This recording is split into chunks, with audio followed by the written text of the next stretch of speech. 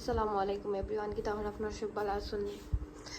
আজকে আপনার লগে আমি একটা জিনিস শেয়ার করতাম আইছি, মানে কইতে পারেন এটা আমার লাইফের সব থেকে বেস্ট একটা মুহূর্ত।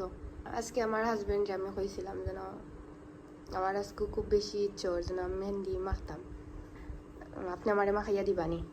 এখানে শোনার পরে আর কি খুব বেশি অবাক হয়েছেন যে তাই মেহেন্দি ফরাইয়া দিতা, জীবনে কোনোদিন ফরাইছন না, কি লইব ওখানে খুব একটু চিন্তার মধ্যে আসলাম। তো একটু বাদে উঠে গেলে ঠিক আছে, আমি সন্ধ্যার বাদে তোমারে মেহেন্দি ফরাইয়া দিম।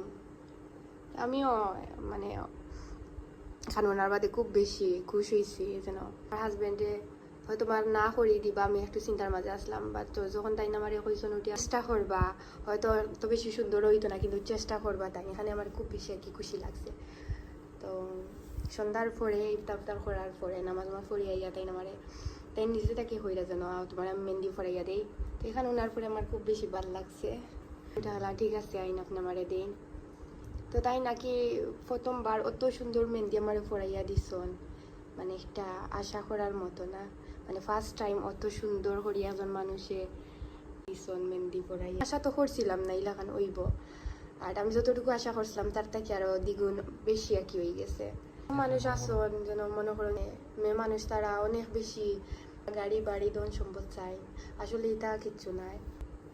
যদি ছোট ছোট জিনিস আছে এগুলো যদি আপনি তারা পূরণ করি লাইন, তাহলে দেখ মানে ঘরের মাঝে এমনি শান্তি। আর মানে মেয়েরা সবসময় ছোট জিনিসেও সুখ পায়, শান্তি থাকে ঘরের মাঝে শান্তি আনে।